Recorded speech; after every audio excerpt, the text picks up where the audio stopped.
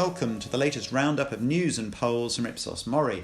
And as we go in Britain into a second lockdown with the furlough scheme being announced to be extended well into 2021 and well past the official Brexit date at the end of the year, it's interesting to see that Rishi Sunak remains the man most trusted to balance out the needs of the economy with protecting the public's health. And he's up there with the Chief Medical Officer for England, Chris Whitty, which is impressive given that most politicians are always a long way behind scientists in the trust stakes. At the bottom of the pile on this one is the Prime Minister, who has only 4 in 10 people who trust him to make the right decisions. But then leadership is a lonely job. Overall, the public get more and more pessimistic about what's going to happen to the economy over the next year, despite the announcements about furlough, and 7 out of 10 now expect it to get worse. We're heading back to the levels of pessimism last seen during the Great Crash. Hopefully, things won't be quite as bad as the public expects.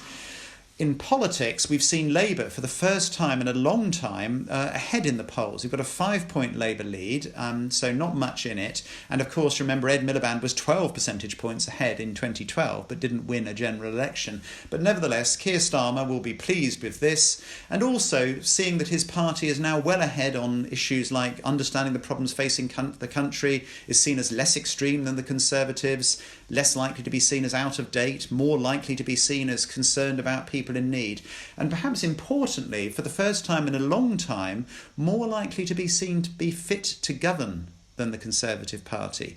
So it does suggest that the long road back that Keir Starmer is now starting on is starting to open up for him.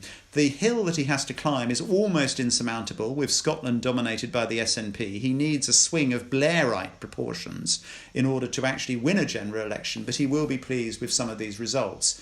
Labour is also, in terms of policy, ahead on dealing with unemployment, dealing with healthcare and dealing with with education. But the challenge, I think, that Labour face is that despite all of that, and despite their small lead in the polls, the Conservatives remain ahead on 2 key factors.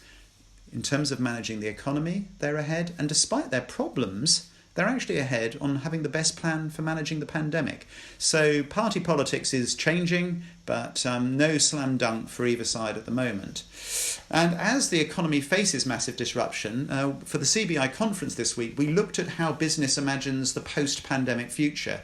And interestingly, of course, most businesses are now expecting their staff to blend time between being at work and being at home.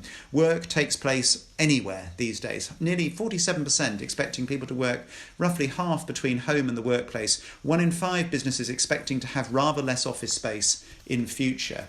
And in the year of Black Lives Matter, and I think there's been debates across and within and without businesses about how business ought to respond, nearly 7 out of 10 businesses say they're going to be doing more to make their business more inclusive and more diverse. That's certainly been something that's happened at Ipsos MORI. And overall, even though business faces major challenges, it's interesting that the future could be a more positive one, with less commuting, less carbon, better quality of life for employees, and perhaps more locally based businesses rather than ones very centralised and clustered around our big cities.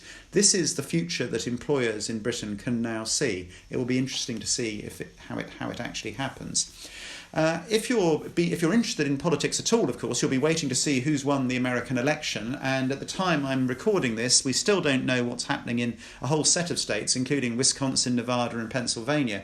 The pollsters have come in for an awful lot of flack over predictions of a Biden landslide, but that was actually a sort of outlier prediction. Overall, the evidence is that the American election isn't going to change the analysis of Professor Will Jennings, who's looked at all opinion polls in all elections all over the world since the 1940s. And as he says here, there is no discernible upward trend in polling errors. The American election, once the votes are finally counted, and it will take some time to do that, may yet show that the national polls actually were not that wrong. There are certainly questions to answer about coverage and what we call differential non-response and estimates of turnout, particularly in some of those state elections, which of course are vital for the Electoral College, but polls are perhaps not quite as wrong as some of the immediate hot takes. And if you're a Brit, you'll be pleased to see that British pollsters in December 2019 were very accurate indeed. We have made big efforts in Britain to learn the lessons of recent years, and Ipsos MORI, one of the most accurate, 0.3% average error for each party. Again, we did the same in May of the same year for the European elections, or the last British ever European elections that we also polled. So it looks as though British polling might be at the moment somewhat better than American, but we need to let the dust settle.